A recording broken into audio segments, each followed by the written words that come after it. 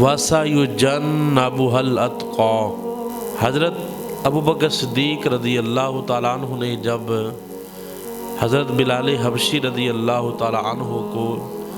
آزاد کروایا تو کچھ لوگوں نے یہ باتیں کی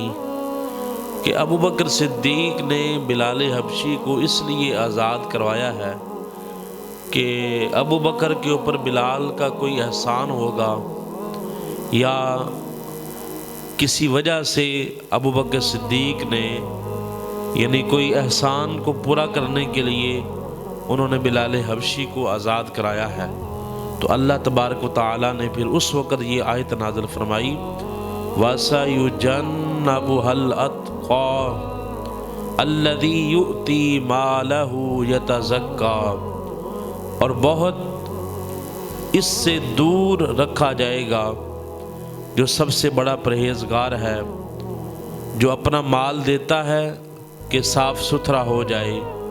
وَمَا لِأَحَدٍ عِنْدَهُ مِن نِعْمَةٍ تُجْزَى،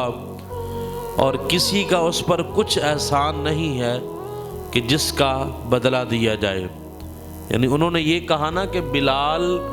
کا ابو بکر صدیق کے اوپر کوئی احسان ہوگا تو اس احسان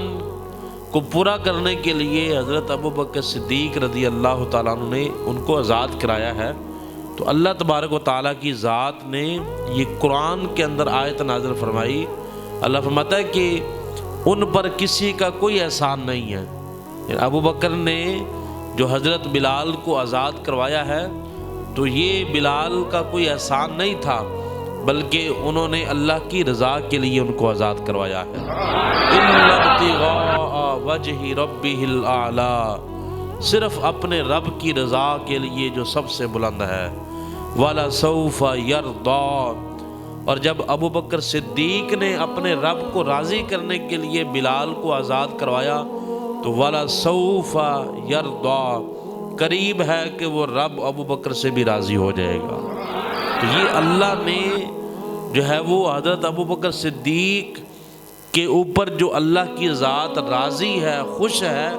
اس کے اوپر پوری کی پوری قرآن کے اندر آیات موجود ہیں۔ امام ابن سیرین فرماتے ہیں جب حضرت ابو بکر صدیق رضی اللہ تعالیٰ عنہ حضرت بلال کو آزاد کروانے لگے نا تو میرے آقا علیہ السلام نے حضرت ابو بکر صدیق سے کیا فرمایا، یار اس طرح کرتے ہیں کہ آدھے آدھے پیسے کر کے ہم نے بلال کو آزاد کروا لیتے ہیں۔ یعنی حضرت بلال کو حضرت ابو بکر صدیق اکیلے ہی آزاد کرانے لگے تھے۔ تو حضور کی بڑی محبت تھی بلال حبشی رضی اللہ تعالیٰ عنہ کے ساتھ، تو میرے آقا علیہ السلام نے فرمایا کہ ابو بکر ہم اس طرح کرتے ہیں کہ دونوں ہی اس نیکی کے اندر اپنا حصہ شامل کرتے ہیں کہ آدھے پیسے میں ڈالتا ہوں اور آدھے پیسے جو ہے یہ تم ڈالو اور ہم بلال کو آزاد کرا لیتے ہیں۔ حضرت ابو بکر صدیق رضی اللہ تعالیٰ عنہ حضور کی بات کے اوپر روئے اور میرے آقا علیہ السلام کے قدموں کو پکڑ کے عرض کرتے ہیں یا رسول اللہ صلی اللہ تعالیٰ علیہ وسلم، میرا مال بھی تو آپ کا ہی مال ہے، کیونکہ حضور نے کہا تھا کہ ہم آدھا آدھا مال ڈال دیتے ہیں۔ تو ابو بکر صدیق کیا عرض کرتے ہیں یا رسول اللہ میرے پیسے بھی تو آپ کے ہی ہیں نا، ہمارے پیسوں میں کیا فرق ہے، لہٰذا میں نے آپ کے لیے ہی بلال کو آزاد کروایا ہے، میں نے آپ کے لیے ہی انہیں اس چنگل سے اور اس قید خانے سے نجات دلوائی ہے اور اللہ کی رضا کے لیے میں نے انہیں آپ کے حوالے کر دیا ہے۔ تو یہ حضرت ابو بکر صدیق کہتے ہیں کہ جب بلال حبشی آزاد ہو کر حضور کی بارگاہ کے اندر آئے اور جب آقا علیہ السلام نے حضرت بلال کو دیکھا اور بلال حبشی نے حضور کو دیکھا تو حضرت بلال حبشی فوراً ہی بے ہوش ہو گئے۔ جب آزاد ہو کر حضور کی بارگاہ میں آئے نا تو حضور کو دیکھتے ہی بلال حبشی بے ہوش ہو کر زمین پر گر گئے۔ تو میرے آقا علیہ السلام نے اپنی چادر مبارک کے ساتھ جو ہے حضرت بلال حبشی کے چہرے کو صاف کیا اور صاف کرنے کے بعد میرے آقا علیہ السلام نے فرمایا کہ اے ابو بکر یار تجھے سلام ہو کہ تم نے میرے آقا کو آزاد کروایا ہے۔ یعنی بلال حبشی کا مقام دیکھیں کہ حضرت بلال حبشی جو غلام ہیں لیکن میرے حضور نے انہیں کیا فرمایا، اے ابو بکر تجھے سلام ہو کہ تم نے میرے آقا یعنی حضور نے بلال حبشی کو اپنا آقا کہہ دیا۔ ابو بکر تجھے سلام ہو، تجھے کروڑوں سلام ہو کہ تم نے میرے آقا بلال کو آزاد کروایا ہے، یعنی تم میرے آقا کے بھی آقا ہو، کیونکہ جو کسی کو آزاد کرواتا تھا تو وہ اس کا آقا یعنی سردار بن جاتا تھا۔ تو کہا کہ یار ابو بکر تم کتنے خوش نصیب ہو کہ میرے آقا بلال کو آزاد کروایا، اس لیے تم میرے آقا کے بھی آقا ہو۔ یعنی یہ حضرت بلال حبشی رضی اللہ تعالیٰ عنہ کا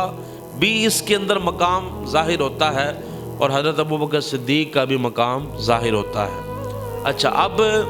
حضرت بلال حبشی رضی اللہ تعالیٰ عنہ کو آزاد کروانے میں جو قیمت ادا کی گئی وہ اس قدر زیادہ قیمت تھی کہ اس سے کئی غلام آزاد کرائے جا سکتے تھے، لیکن حضرت ابو بکر صدیق رضی اللہ تعالیٰ عنہ نے کوئی سودے بازی نہیں کی۔ وہ بلال حبشی کے جن کو تھوڑی قیمت پر بھی کوئی خریدنا نہیں چاہتا تھا، رنگ بھی کالا ہے اور کوئی حسن و جمال بھی نہیں ہے، لیکن اس کے باوجود کوئی بھی ان کو خریدنا نہیں چاہتا، اور تھوڑی قیمت کے بدلے چند کوڑیوں کے برابر جو ہے انہیں کو خریدنا چاہتا تھا۔ لیکن جب حضور کی نظر پڑتی ہے بلال کے اوپر، پھر بلال کوڑیوں سے کروڑوں تک پہنچ جاتے ہیں، اور انہیں جو قیمت لگائی گئی وہ اس سے 10 گنا زیادہ جو ہے وہ قیمت کے بدلے میں آپ نے انہیں آزاد کروایا۔ تو چونکہ حضرت ابو بکر صدیق جو ہیں ایک تاجر بھی تھے، کپڑے کا کاروبار کیا کرتے تھے، بہت بڑے تاجر تھے۔ جب آپ نے حضرت بلال کو آزاد کروایا نا، تو کچھ تاجر حضرت ابو بکر صدیق کو کہنے لگے کہ اے ابو بکر، یعنی منافقین ان میں شامل تھے، مشرکین، اے ابو بکر ہم تو تجھے بڑا سیانہ تاجر سمجھتے تھے، بڑا سمجھدار بندہ سمجھتے تھے، لیکن بلال کو خریدنے کے اندر تم نے بڑے گھاٹے کا سودا کیا ہے، تم نے بڑے گھاٹے کا سودا کیا ہے۔ یعنی ایک کالا غلام ہے، کالا بندہ ہے، اور اس کے بدلے کے اندر تم نے اس قدر بڑی رقم جو ہے دے کر انہیں آزاد کرایا ہے۔ بلال حبشی کہتے ہیں، حضرت ابو بکر صدیق فرماتے ہیں، اے بدبختو تمہیں نہیں معلوم،